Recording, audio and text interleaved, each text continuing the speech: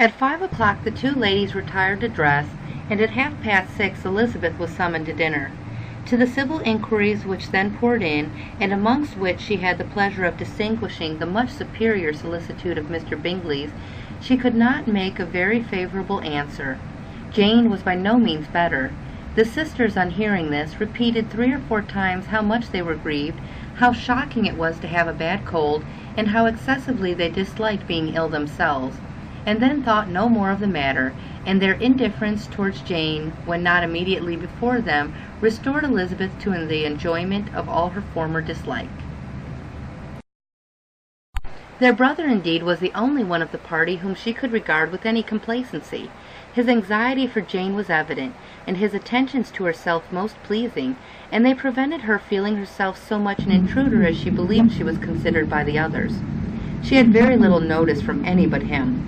Miss Bingley was engrossed by Mr. Darcy, her sister scarcely less so, and as for Mr. Hurst, by whom Elizabeth sat, he was an indolent man, who lived only to eat, drink, and play at cards, who, when he found her to prefer a plain dish to a ragout, had nothing to say to her. When dinner was over, she returned directly to Jane, and Miss Bingley began abusing her as soon as she was out of the room. Her manners were pronounced to be very bad indeed, a mixture of pride and impertinence. She had no conversation, no style, no beauty. Mrs. Hurst thought the same, and added, "She has nothing, in short, to recommend her, but being an excellent walker. I shall never forget her appearance this morning. She really looked almost wild." "She did indeed, Louisa. I could hardly keep my countenance. Very nonsensical to come at all. Why must she be scampering about the country because her sister had a cold? Her hair so untidy, so blousy." "Yes, and her petticoat.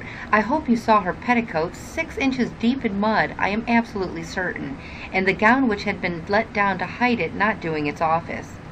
"Your picture may be very exact, Louisa," said Bingley, "but this was all lost upon me. I thought Miss Elizabeth Bennet looked remarkably well when she came into the room this morning. Her dirty petticoat quite escaped my notice." "You observed it, Mr. Darcy, I am sure," said Miss Bingley, "and I am inclined to think that you would not wish to see your sister make such an exhibition."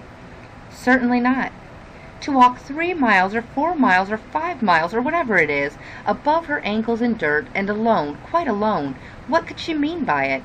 It seems to me to show an abominable sort of conceited independence, a most country-town indifference to decorum." "It shows an affection for her sister that is very pleasing," said Bingley. "I am afraid, Mr. Darcy," observed Miss Bingley in a half-whisper, "that this adventure has rather affected your admiration of her fine eyes." "Not at all," he replied. "They were brightened by the exercise." A short pause followed this speech, and Mrs. Hurst began again. "I have an excessive regard for Miss Jane Bennet. She is really a very sweet girl, and I wish with all my heart she were well settled.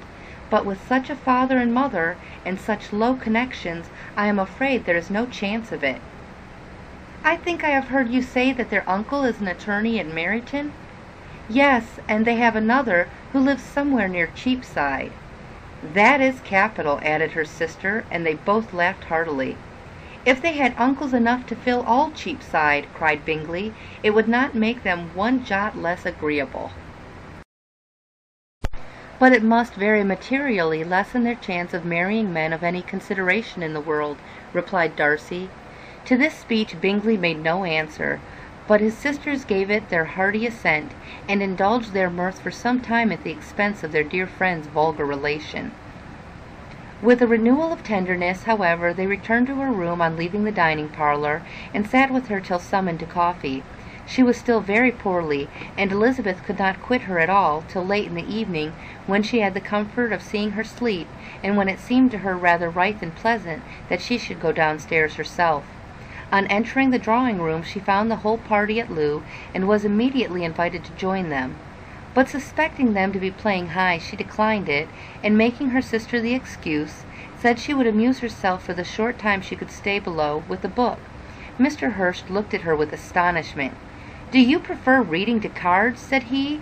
"That is rather singular."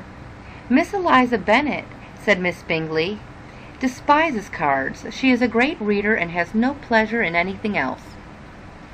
"I deserve neither such praise nor such censure," cried Elizabeth. "I am not a great reader, and I have pleasure in many things."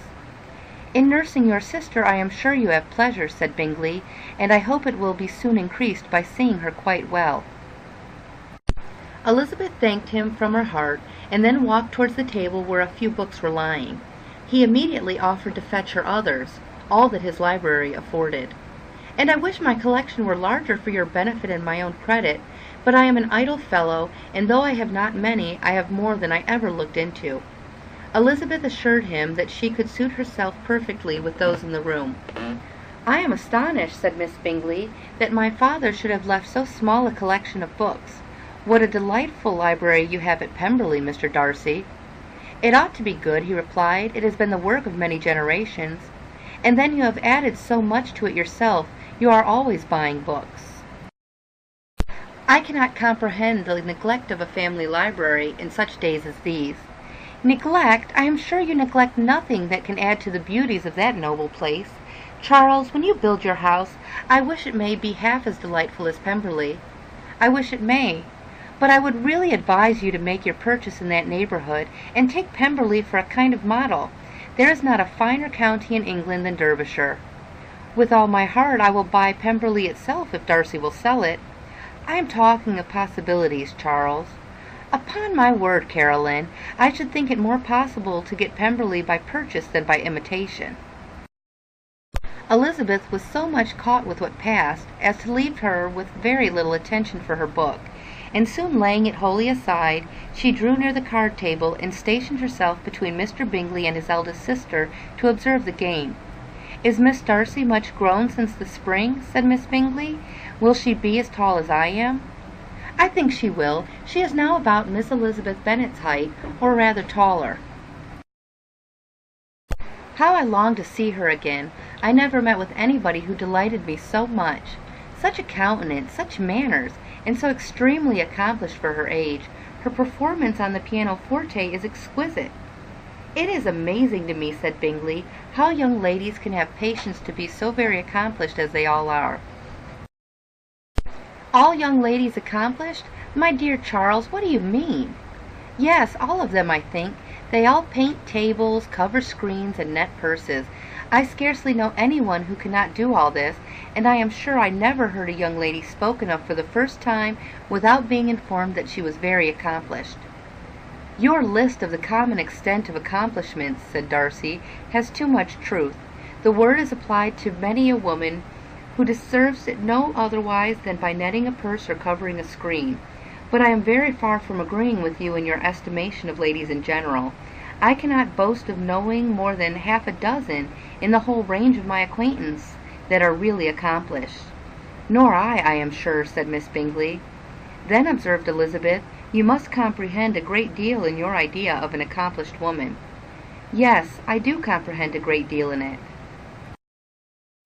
"Oh, certainly," cried his faithful assistant. "No one can be really esteemed accomplished who does not greatly surpass what is usually met with. A woman must have a thorough knowledge of music, singing, drawing, dancing, and the modern languages to deserve the word, and besides all this, she must possess a certain something in her air and manner of walking, the tone of her voice, her address and expressions, or the word will be but half deserved." "All this she must possess," added Darcy, "and to all this she must yet add something more substantial, in the improvement of her mind by extensive reading." "I am no longer surprised at your knowing only 6 accomplished women. I rather wonder now at your knowing any." "Are you so severe upon your own sex as to doubt the possibility of all this? I never saw such a woman. I never saw such capacity and taste and application and elegance as you describe united." Mrs. Hurst and Miss Bingley both cried out against the injustice of her implied doubt, and were both protesting that they knew many women who answered this description, when Mr. Hurst called them to order, with bitter complaints of their inattention to what was going forward. As all conversation was thereby at an end, Elizabeth soon afterwards left the room.